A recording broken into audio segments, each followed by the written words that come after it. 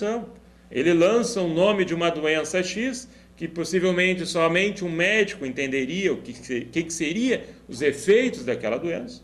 E na hora de pedir a cobertura, o plano nega porque a cláusula 10, 20 diz que não cobre aquela situação.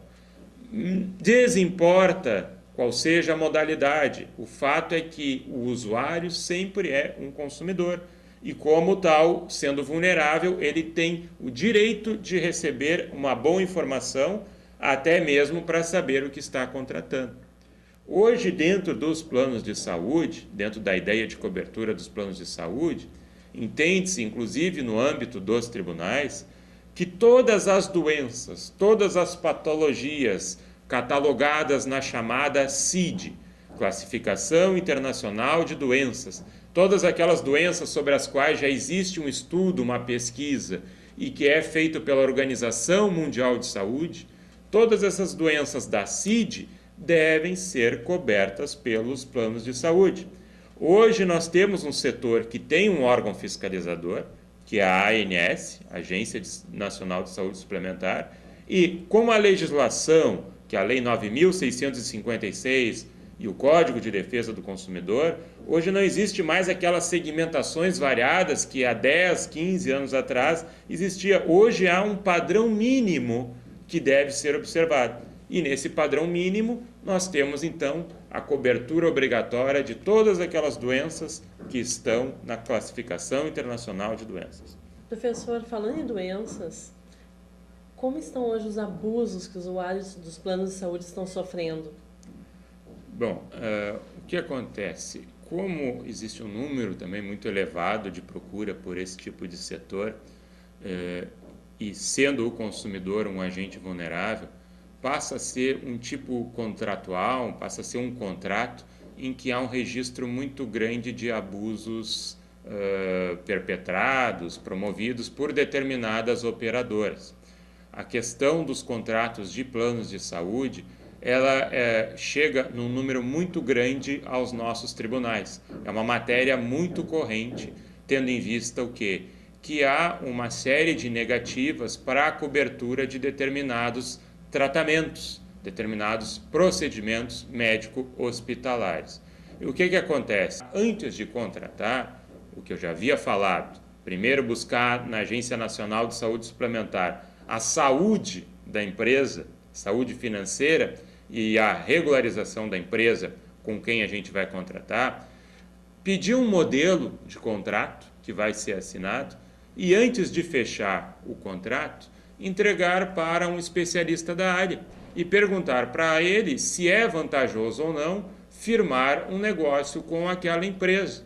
E esse profissional, se estiver então especializado dentro dessa área, já vai poder dar um parecer se a empresa se apresenta com um nível de confiança esperado ou se ela já então lança alguns abusos antes mesmo de contratar. E o que é pior, são abusos disfarçados, porque por uma linguagem mais difícil, o consumidor não entende os efeitos de uma determinada cláusula que, na verdade, na prática, possa vir a negar o custeio da cobertura de uma determinada doença. Mesmo porque hoje em dia são ações e ações contra planos de saúde justamente pelos abusos ocorridos.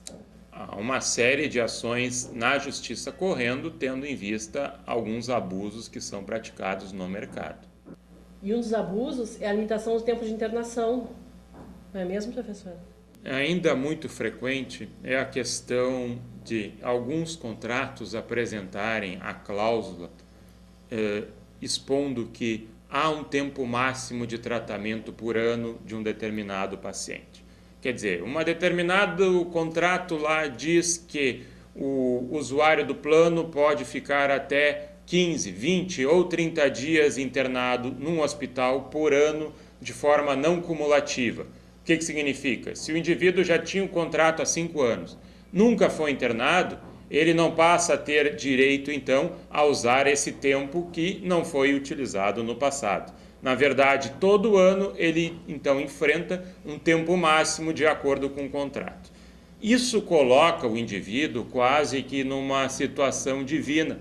O indivíduo fica parecendo Deus, por quê? Porque diante de uma determinada doença, ele vai ter que estipular que aquela doença vai ser remetida para 10, 15 ou 20 dias, no máximo, num determinado ano, dentro de um hospital.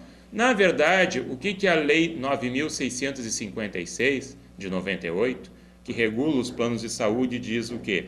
Que é a cláusula abusiva a limitação da cobertura do tratamento do paciente. Quem indica o tempo máximo, quem indica o tempo mínimo, é o médico. É o médico que assiste o paciente. É ele que vai dizer quanto que a doença necessita ser tratada num determinado período. E se isso for de 10, 15, 30, 60 dias de internação num hospital, numa UTI, numa CTI, isto é ônus da operadora, é o risco da operadora ter um paciente doente. Como é risco do paciente nunca ficar doente. Quer dizer, você fica 5, 10 anos pagando um plano de saúde, nunca ficou doente, mas também não vai reaver aquele valor que você pagou. Aliás, o contrato de plano de saúde, ele tem essa peculiaridade. É um contrato que ninguém quer usar. Porque quando usa, via de regra, é porque está doente. E ninguém quer ficar doente. Então, na verdade, não se está pedindo favor algum para a operadora em cobrir aquilo que o médico diz que tem que ser encaminhado. E toda vez que nós tivermos essa resposta, seu limite de internação, seu prazo acabou, aí o indivíduo tem que procurar um profissional, um advogado, um defensor público, enfim, contar o que está havendo, e esse profissional vai buscar uma proteção, uma tutela devida junto ao Poder Judiciário para manter o indivíduo no hospital, com os custos sendo pagos pela operadora do plano de saúde. É possível negar a cobertura de diagnósticos, como, por exemplo, ecografia, ressonância magnética? O que acontece? Hoje, não só pela Lei 9.656, mas por toda a legislação que cai sobre os contratos de planos de saúde, entende-se o quê? Que se a patologia está coberta, se a doença está coberta, e aí nós vamos lembrar da CID, a Classificação Internacional de Doença, onde tem todo o rol de doenças que devem ser custeadas, o seu tratamento deve ser custeado pelo plano de saúde. Portanto, se a doença está coberta pelo plano, o exame de apoio de diagnóstico também deve ser coberto. Porque senão se torna uma situação estranha.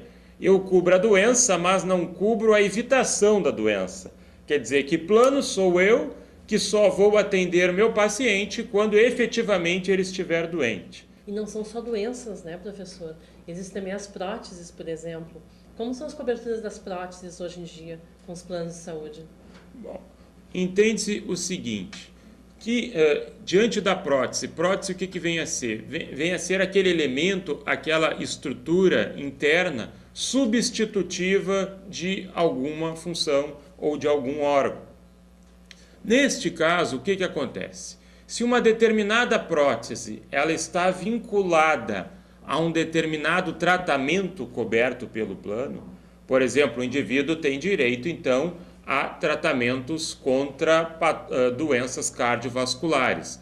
Então, se há alguma prótese vinculada ao tratamento de doenças cardiovasculares, e essa prótese é necessária para a manutenção da vida do indivíduo, essa prótese tem que ser coberta. O que se está